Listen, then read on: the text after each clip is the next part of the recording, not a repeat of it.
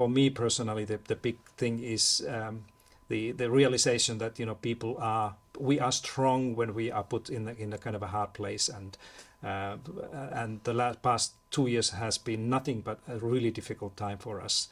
And if we can build on that when we think about the transformation and the futures of education or futures of our societies, that if we just remember this, that people are able to do amazing things, they just need the support and help and trust and faith so that we can move forward.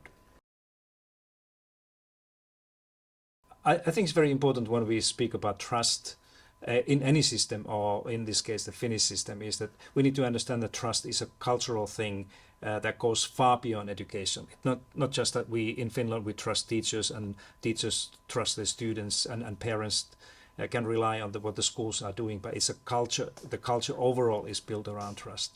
But in the Finnish system, at the heart of this trust is the real professional nature of being an educator and teacher. You need to do things like you need to give teachers and schools freedom to have a say in the curriculum. You need to, of course, give schools and teachers autonomy in deciding how to teach and how to work with the kids. And probably most importantly, you need to trust teachers when there are questions about how well the kids are learning in a school, or how well the system is doing. This is where many of the education systems are kind of failing, that they can do many of these first two things, like autonomy of a curriculum and pedagogy, but then they intervene in judging how well the kids are doing. And I think what Finland has been doing quite well is to also make sure that teachers are trusted when it comes to these questions of how the system is going, or how much kids are learning.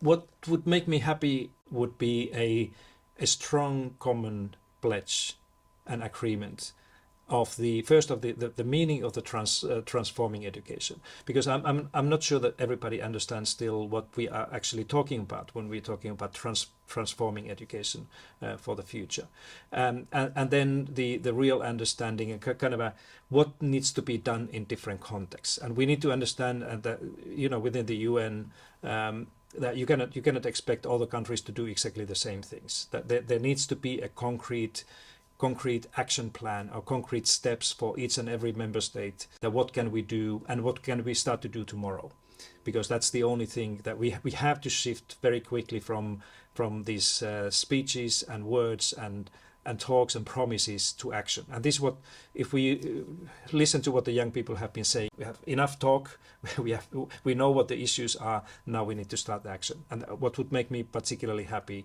would be this type of sentiment, that now it's time to start to work on these, that we know we have given our speeches and promises and papers.